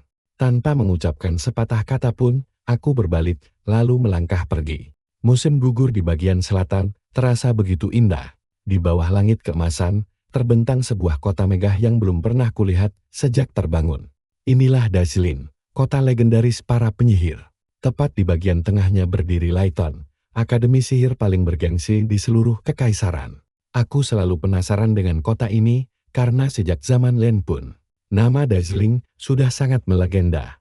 Namun setelah akhirnya tiba di sini, aku merasa sedikit kecewa. Kenyataan yang kulihat tidak seindah gambaran yang kubayangkan selama 3 abad terakhir.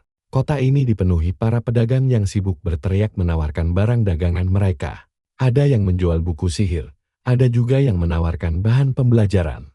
Soal klaim dagangan mereka itu benar atau tidak, itu urusan lain. Meski begitu, satu hal tetap tidak terbantahkan. Segala bentuk pengetahuan sihir kuno maupun baru pasti akan bermuara ke Dazlin. Saat sedang menyusuri pasar, pandanganku mendadak tertuju pada satu barang yang menarik. Karena penasaran, aku menghampiri sang pedagang dan menanyakan harganya. Si penjual dengan santai menjawab harganya cuma 10 koin tembaga. Membuatku spontan berkedip heran. 300 tahun lalu, barang yang persis sama ini, nilainya hampir 8 kali lipat. Sambil menggelengkan kepala heran, kubayar barang itu, lalu bersiap melanjutkan langkah.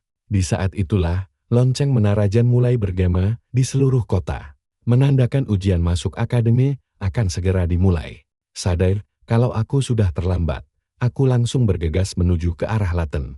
Tapi baru saja aku melangkah, seorang pencuri merampas sesuatu dari kios pasar dan langsung lari.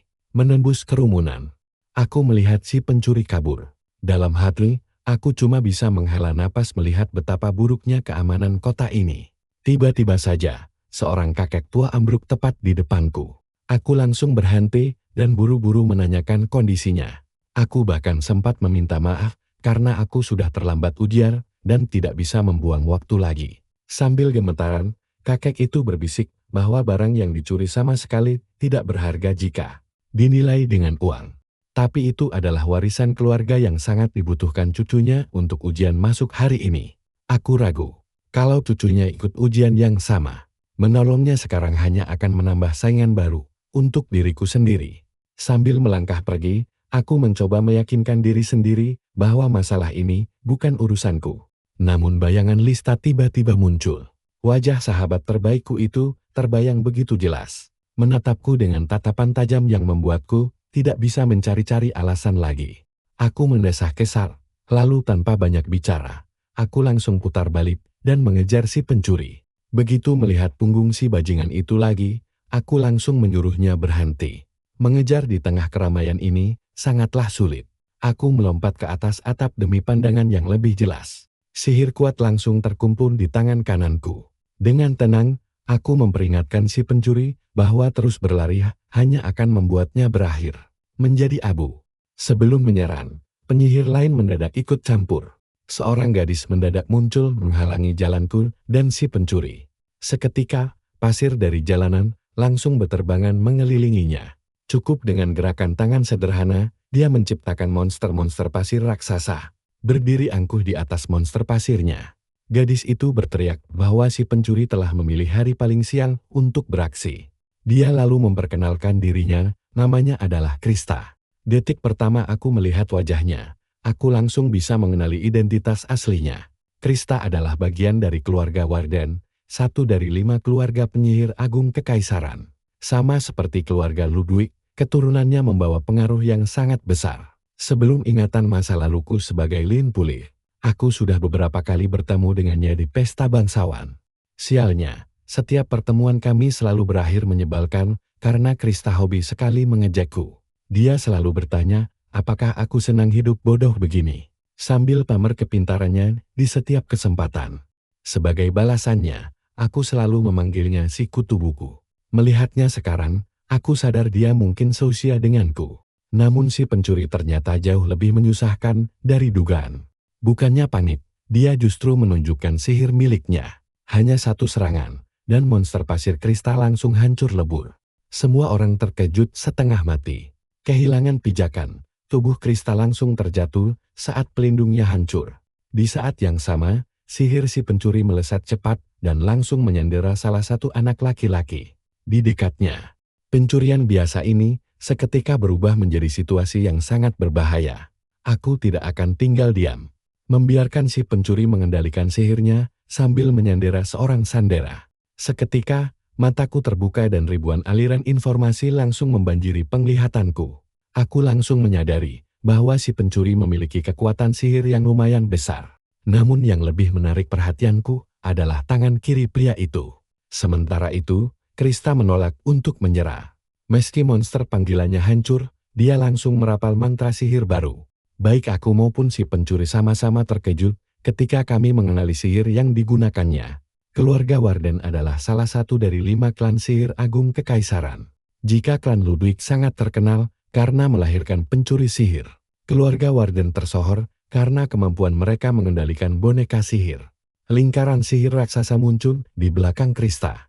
Pasir di sekitarnya melonjak naik dan berkumpul membentuk sesosok raksasa tinggi menjulang. Dalam sekejap, golem pasir raksasa telah berdiri kokoh di belakangnya. Si pencuri pun tampak terkejut melihat pertunjukan kekuatan ini. Mata menyala monster itu memancarkan kekuatan yang dahsyat. Namun, penjahat itu hanya mengangkat tangan kirinya, lalu tertawa remeh. Katanya, Krista baru saja menyerahkan kemenangan kepadanya. Detik berikutnya, dia langsung menyerang. Serangan kuat itu langsung menembus golem pasir. Meski monster itu tidak langsung hancur, kerusakannya benar-benar sangat parah. Sebelum ada yang sempat bereaksi, matanya berkilat bahaya. Krista merasakan ketakutan yang nyata untuk pertama kalinya dalam pertarungan. Tanpa ragu, aku langsung melangkah maju untuk membantunya. Aku dengan tenang memberinya nasihat dalam dunia sihir.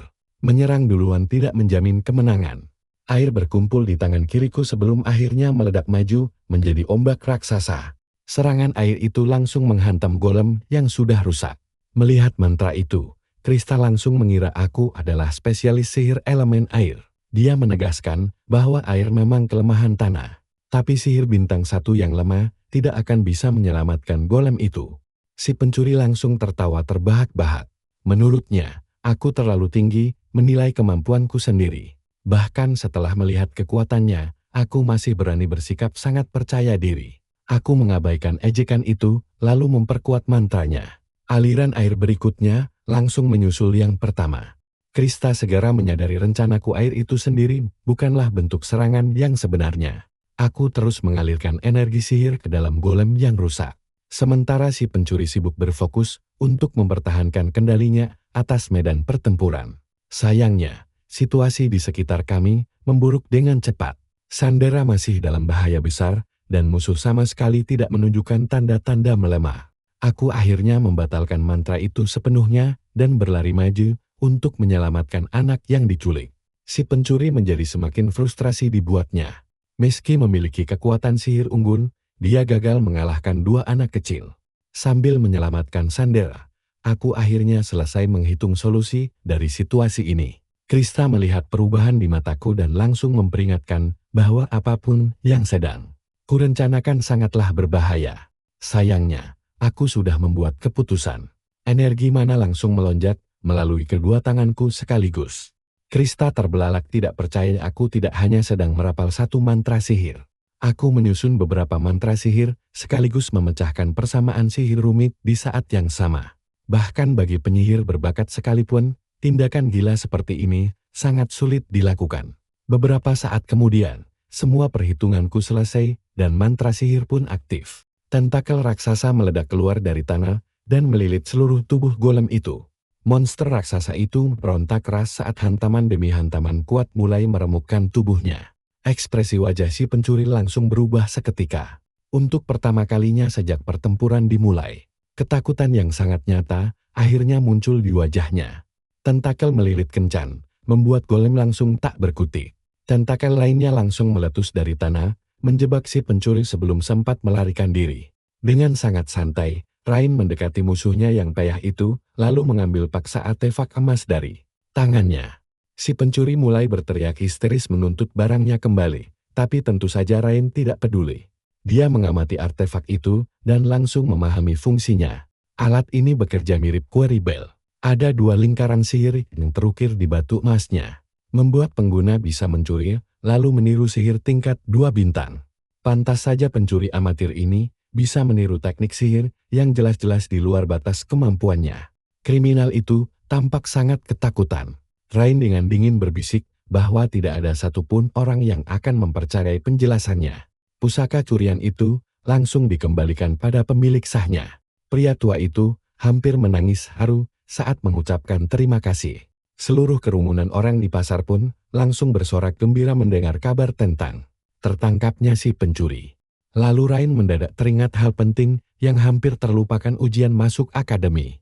Namun sebelum dia sempat pergi, seorang wanita berjubah mendekati pencuri yang sudah kalah itu.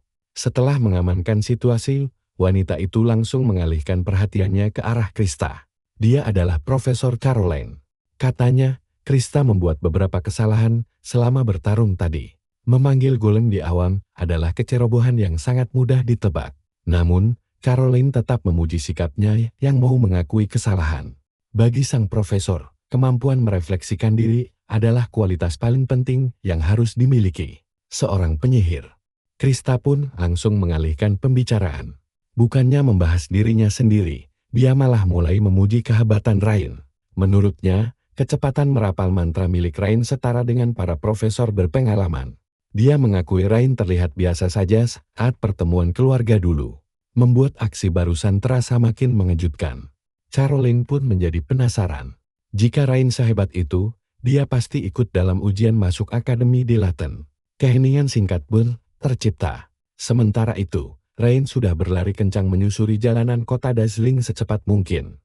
Di belakangnya, Krista mati-matian mencoba meyakinkan sang profesor, meminta Caroline meloloskan mereka berdua ke akademi tanpa perlu mengikuti ujian.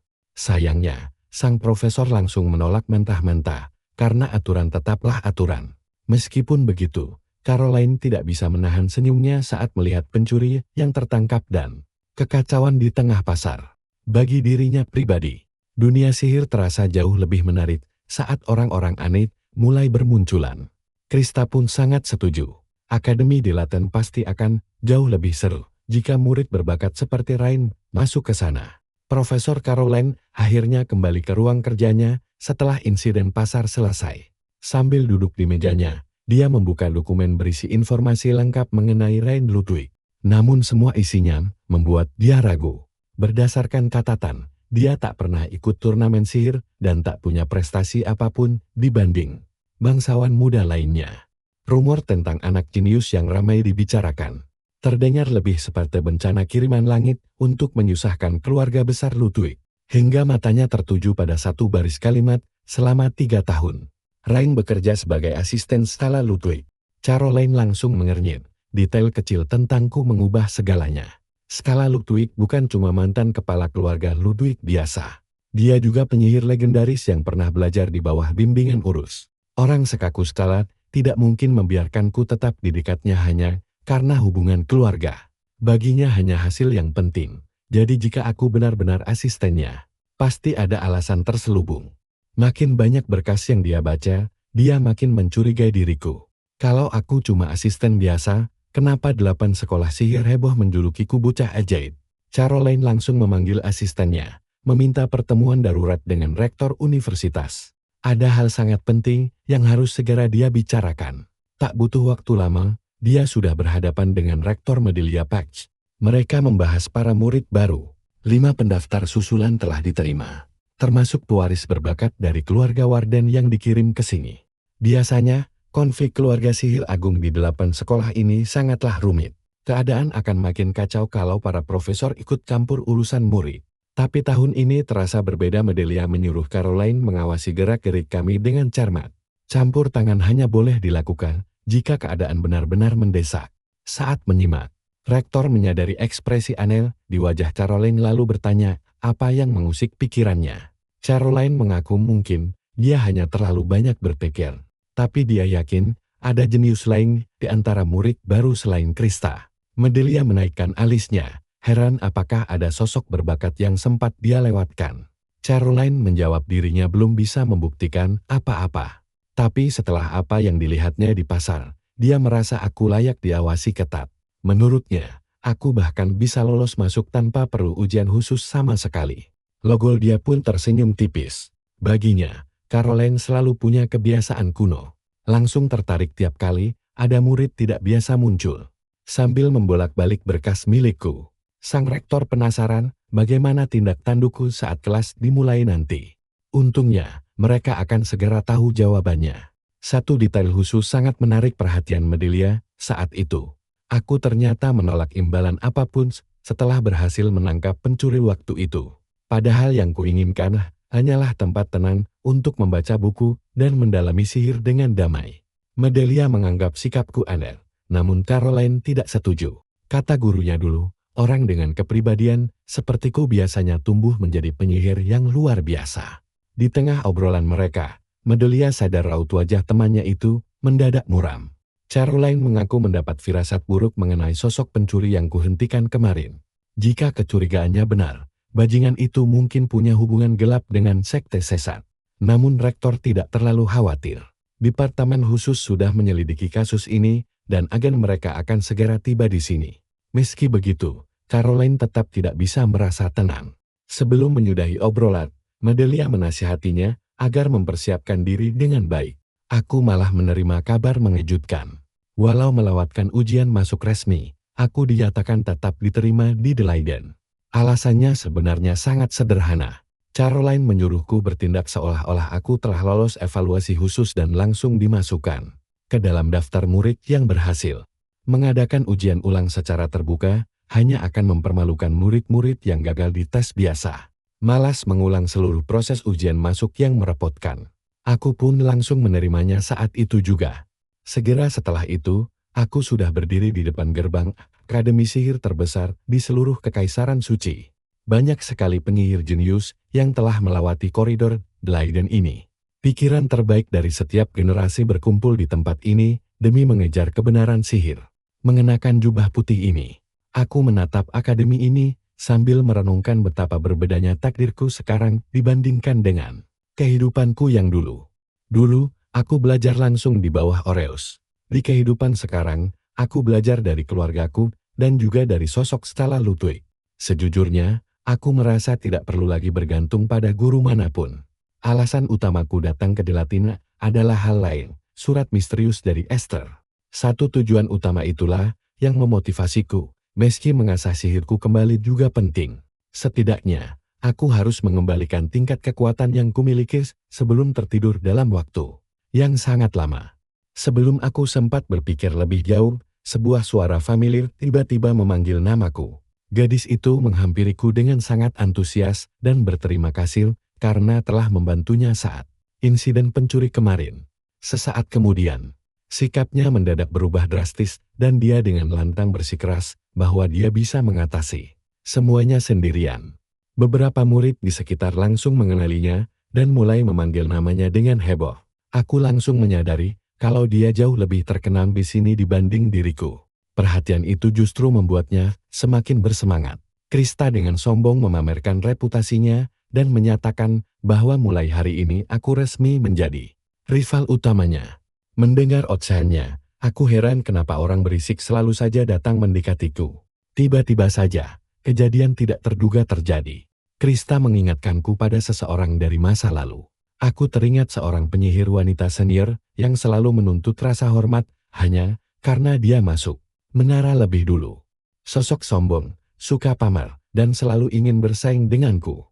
Kemiripan mereka begitu konyol hingga aku hampir tertawa. Tapi dia malah mengira aku sedang meremehkan dirinya.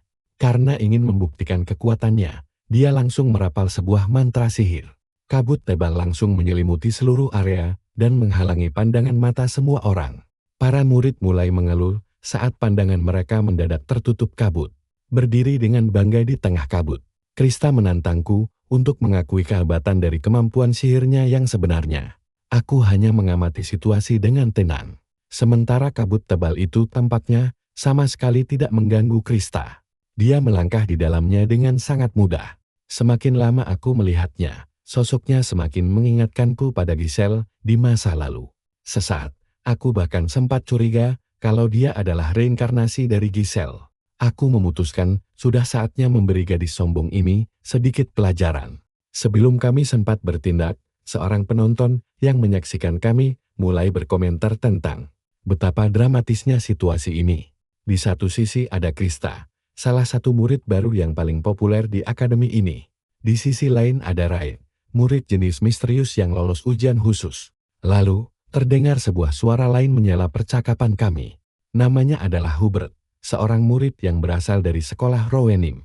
Rumor yang beredar mengatakan bahwa dia dan Krista sudah lama bersaing ketat selama bertahun-tahun. Sambil memandang rendah Krista, dia mengejek bahwa Krista harusnya bersyukur karena masih ada orang yang mau memedulikannya.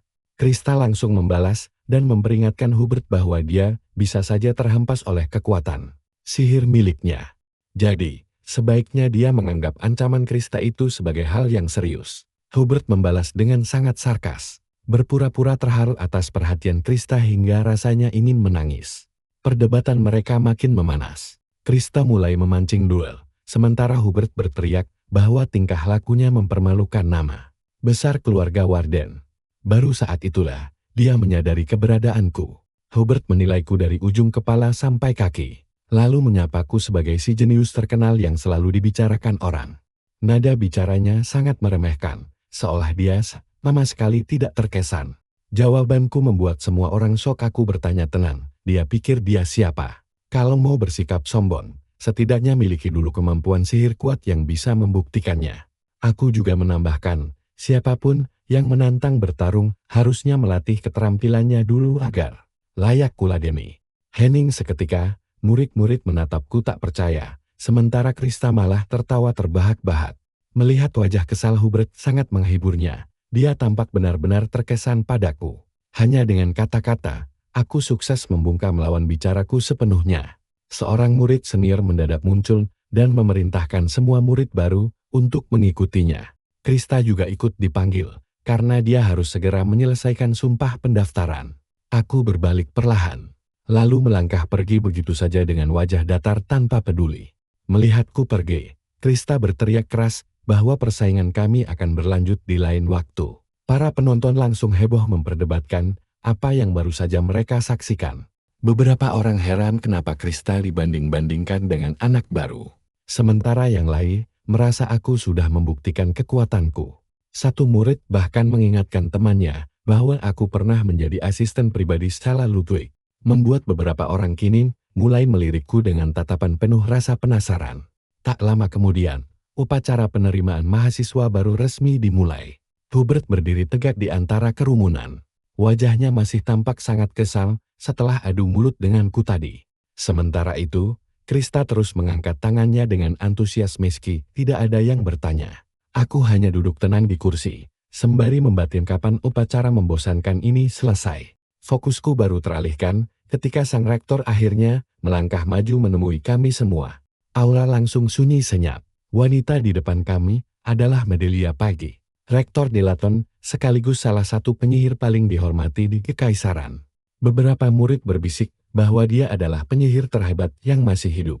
Aku mengamatinya dengan cermat, mencoba menggali ingatanku tentang garis keturunan wanita itu. Aku langsung ingat bahwa Medelia adalah keturunan langsung Amitsa Pagi, sang pendiri legendaris dunia sihir. Rambut dan mata ungu khas miliknya adalah bukti nyata dari silsilah darah itu.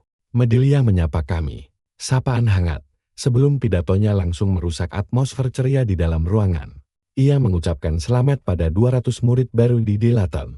Lalu dengan tenang dia menyebutkan bahwa hampir setengah dari kami takkan mencapai tahun kedua. Sebagian murid akan gagal dan sisanya akan dikeluarkan. Dan sisanya tersingkir hanya karena tidak mampu mengejar standar ketat akademi. Bisik-bisik langsung menyebar, sementara sang rektor terus melanjutkan perkataannya tanpa ampun. Hanya sekitar 60 murid yang akan bertahan hingga memasuki tahun ketiga mereka. Dari jumlah itu, nyaris setengahnya gagal lulus karena Dilaton tidak dibuat untuk memanjakan murid. Tempat ini ada untuk mengasah bakat lewat persaingan kejam. Bagi Medelia, filosofi akademi ini sangatlah sederhana. Para murid harus saling bergesekan keras sampai potensi terbaik mereka akhirnya terpancar. Suaranya meninggi, menyuruh kami semua berjuang, saling sikut, dan melampaui satu sama lain. 3 tahun dari sekarang, dia berharap bisa menyambut mereka bukan lagi sebagai murid, melainkan rekan sesama penyihir. Setelah mengucapkan semoga sukses pada kami semua, Medelia mengakhiri pidatonya. Tepuk tangan riuh langsung bergemuruh. Beberapa anak tampak sangat termotivasi, sementara yang lain terlihat ketakutan membayangkan masa depan yang menanti. Saat semua berdiri, aku tetap duduk tenang. Jauh di atas aula, Profesor Caroline mengamati kami semua dari balkon atas. Dia tampak sangat tertarik melihat reaksiku. Berdiri di sampingnya adalah Profesor Owen. Saat dimintai pendapat, Owen langsung mendengus bahwa dia hanya melihat sekumpulan orang bodoh yang bakal gagal. Baginya, aula ini hanya dipenuhi oleh calon-calon orang gagal di masa depan. Begitu upacara selesai, aku langsung pergi mencari aula Dragon Slave, gedung fakultas yang ditugaskan untukku. Begitu menemukannya, aku sempat berhenti sejenak untuk mengagumi arsitekturnya. Bangunan ini sangat megah, memadukan keranggunan dengan rancangan sihir kuno. Mencari kelas yang tepat tidaklah sulit, dan aku pun segera masuk. Ruangan itu masih kosong, karena tidak ada kerjaan. Aku duduk di bangku kosong dekat jendela yang terbuka.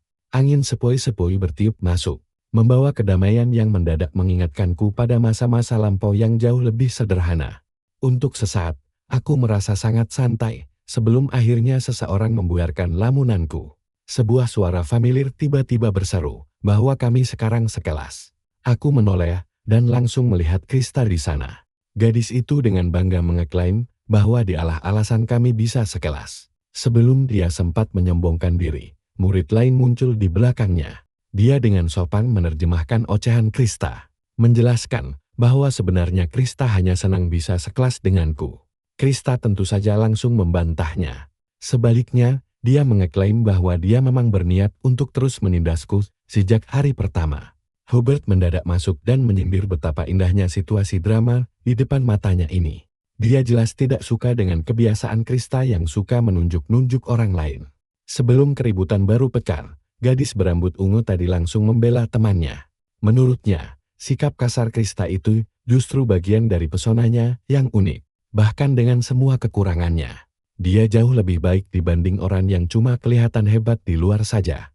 Gadis itu kemudian memperkenalkan diri sebagai Gertrude Panton, bangsawan dari wilayah Baroni Panton. Aku hanya diam memperhatikan perselisihan ini. Perseteruan antar bangsawan kaya yang jujur saja sudah membuatku merasa lelah. Seluruh situasi ini mengingatkanku pada percakapan dari 300 tahun yang lalu. Dulu, Frida sempat bertanya padaku, "Leinen, apakah aku pernah ingin bersekolah?"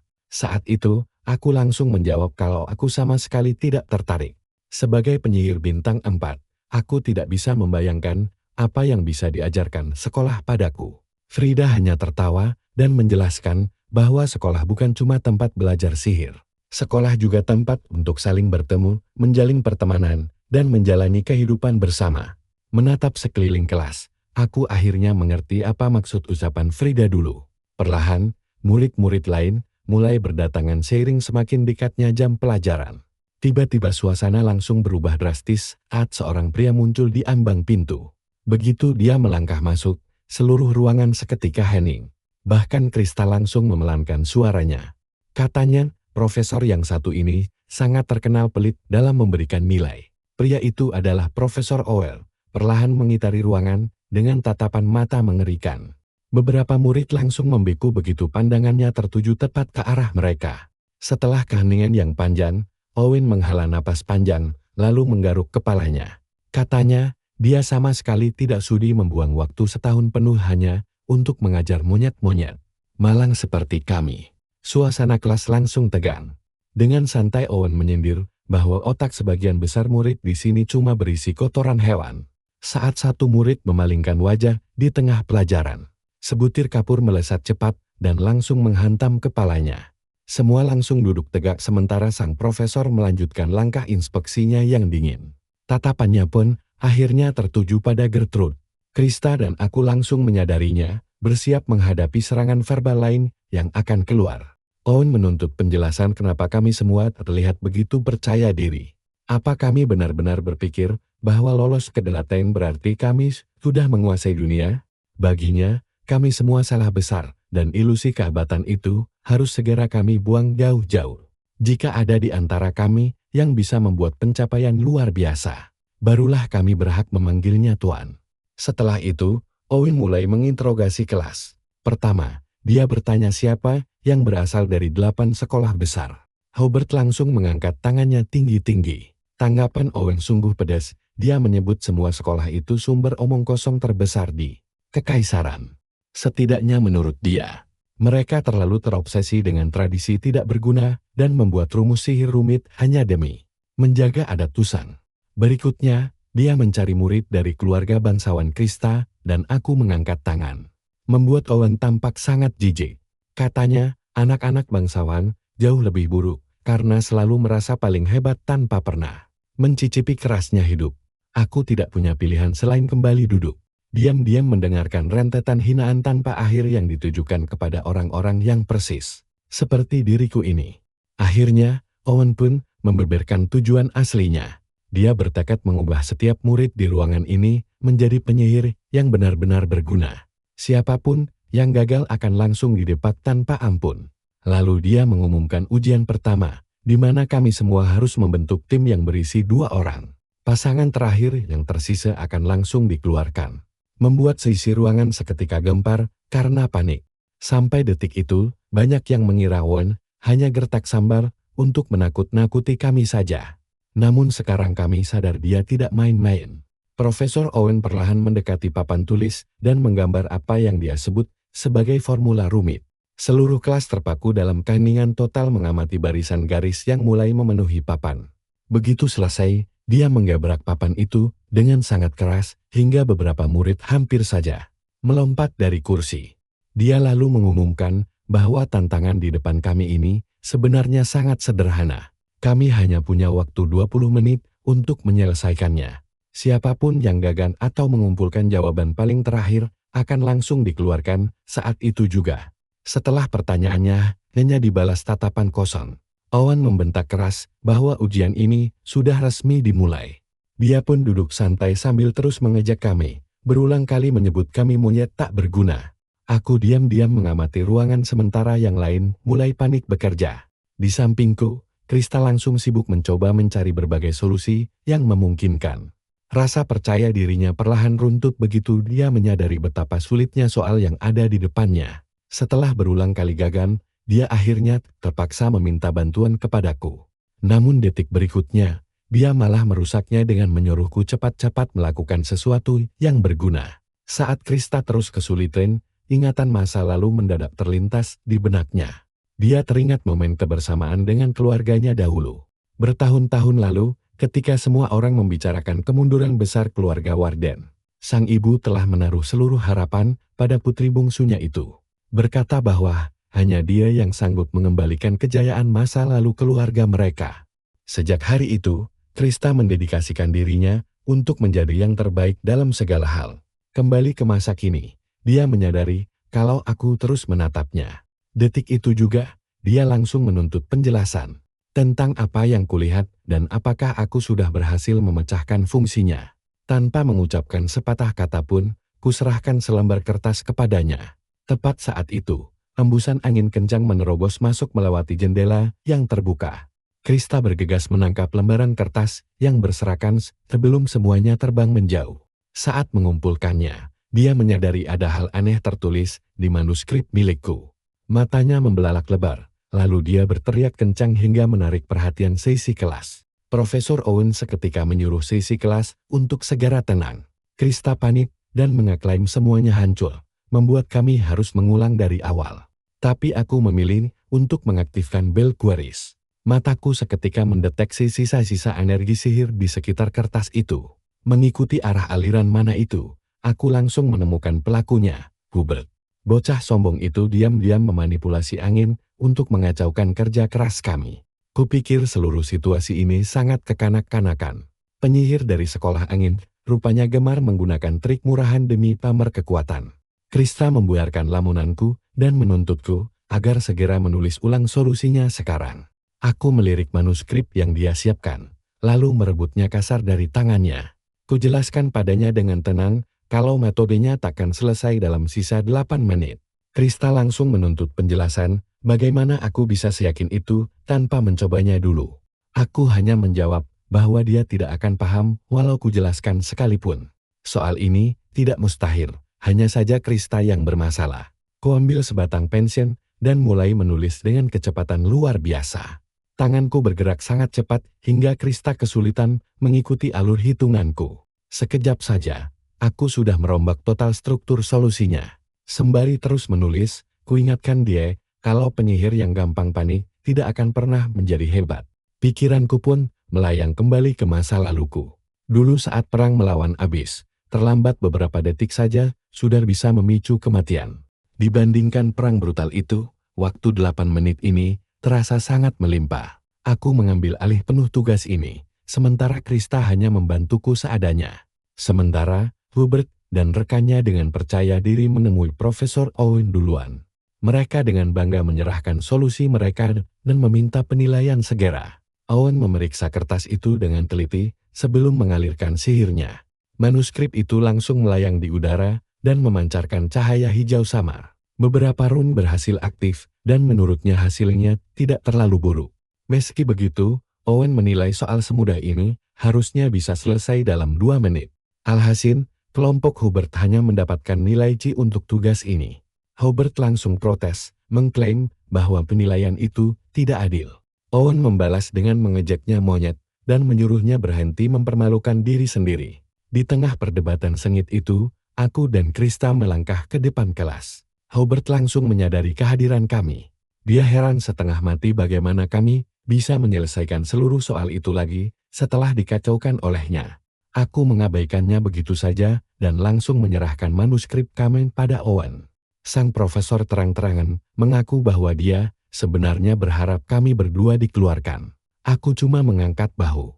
Bagiku, penyihir yang karyanya bisa hancur cuma karena angin kecil sama sekali tidak pantas disebut sebagai seorang penyihir. Ucapanku membuat Owen menyeringai lebar, lalu sang profesor mulai memeriksa jawaban kami. Seketika, dia langsung menyadari ada sesuatu yang berbeda. Struktur lingkaran sihir buatanku jelas, bukan formula standar biasa.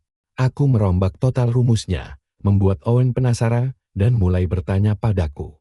Kujelaskan padanya bahwa mengubah beberapa simbol kuno akan mempercepat aktivasi sihir. Owen terkejut, karena konsep serumit ini bahkan belum diajarkan di kelas atas. Tapi entah bagaimana, aku sudah sangat memahaminya. Kasihan Krista hanya bisa melongo saat kami berdua membahas teori yang sulit dia pahami. Kujelaskan lagi bahwa sihir tidak akan maksimal tanpa pemahaman untuk mengoptimalkan strukturnya. Karena itulah, aku mendesain ulang seluruh lingkaran sihir tersebut. Owen akhirnya menyimpulkan bahwa teori yang kubuat memang masuk akal. Masalahnya cuma satu, tidak ada yang tahu apa ini benar-benar berfungsi. Dengan tenang kusarankan untuk mencobanya. Owen setuju lalu mengalirkan sihirnya ke sana. Seketika energi aneh muncul dari kertas itu dan berkumpul di atas meja. Sebuah fenomena sihir asing sempat tercipta di udara sebelum berubah jadi percikan kuning terang. Ruangan mendadak hening. Sebelum akhirnya Owen mulai bertepuk tangan bangga. Selama 13 tahun mengajar, dia sudah melihat banyak murid jenius. Tapi, belum pernah ada yang menyerahkan lembar jawaban sebrilian karyaku ini. Kelas langsung ramai bisikan. Beberapa murid mulai menatapku dengan penuh kekaguman. Yang lain menatapku iri, sementara Hubert dan rekannya tampak sangat kesal. Pada akhirnya, aku dan Krista berhasil mendapat nilai tertinggi di kelas. Berbeda denganku, Krista tidak bisa menahan rasa bahagianya. Dia langsung mengucapkan terima kasih banyak kepada Profesor Owen dengan bersemangat. Owen langsung mengancam akan mengurangi nilai kami jika tidak segera duduk kembali. Ancaman yang sama juga dia berikan kepada Hubert dan murid lain di depan. Saat berjalan kembali, Krista sengaja melewati Hubert sambil memamerkan senyum kemenangan. Aku berjalan di belakangnya, dan saat kami bertatapan, Hubert langsung tersentak ketakutan. Sambil menutupi ketakutannya, dia tersenyum canggung dan bertanya apa aku ingin bicara. Dengan santai ku jawab bahwa lain kali nasibnya tidak akan seberuntung ini. Satu kalimat itu sukses membungkam Hubert. Tepat sebelum pelajaran berikutnya segera dimulai. Owen mengumumkan bahwa semua yang lolos ujian hari ini resmi bertahan di kelasnya. Saat pelajaran berlangsung, Hubert diam-diam mencoba mengajak Krista mengobrol. Tapi Krista mengabaikannya, reaksi dingin yang menurutku cukup menghibur untuk ditonton. Tidak lama kemudian, jam pelajaran akhirnya selesai. Sebelum membubarkan kelas, Owen mengingatkan bahwa materi ke depan akan jauh lebih sulit. Jika tidak belajar dari hari ini, mereka pasti akan sangat menyesal nanti. Begitu murid-murid mulai keluar, Krista tiba-tiba memanggil nama lengkapku dengan lantang. Aku hanya menyaut dengan nada malas. Gadis itu mendadak bicara sangat lambat, sampai membuatku bingung sendiri melihatnya. Saat aku menegurnya, dia malah langsung berteriak menuduhku telah merundungnya. Begitu tenang kembali, dia dengan bangga menegaskan bahwa kami berdua tetaplah rival. Kerja sama di ujian tadi diklaimnya hanya akan terjadi sekali ini saja. Karena di kesempatan berikutnya, dia bertekad untuk mengalahkanku secara telak. Aku mendengarkan seluruh pidato itu dengan tenang. Tidak banyak yang bisa kulakukan sekarang. Keesokan harinya, kami para murid mengunjungi sebuah gedung mirip kastel asing yang menjadi asrama akademi. Saat mencari lantai kamar kami, Krista lagi-lagi menuduhku hanya ingin pamer kekuatan. Gertrude akhirnya datang mendekat dan mencoba menenangkan ketegangan di antara kami. Aku melangkah masuk ke dalam gedung megah itu dan mengagumi hiasannya. Ukiran motif naga tampak menghiasi hampir setiap dinding dan pilar bangunan. Beberapa murid mengenaliku sebagai anggota keluarga Ludwig lalu mulai saling berbisik saat aku lewat. Langkahku akhirnya terhenti tepat di depan sebuah pintu kayu. Mengambil liontin merah dari sakuku, aku memperhatikan benda itu mulai bersinar terang. Pintu itu langsung beraksi dan terbuka perlahan, menyajikan sebuah kamar pribadi untukku. Kamarnya bersih dan nyaman, lengkap dengan tempat tidur, meja belajar, serta rak buku pribadi. Suasana di tempat ini mengingatkanku pada menara sihir di kehidupanku yang dulu. Dulu, saat masih dikenal sebagai Lin, aku menghabiskan waktu di kamar seperti ini untuk belajar. Kenangan itu mendatangkan nostalgia yang mendalam.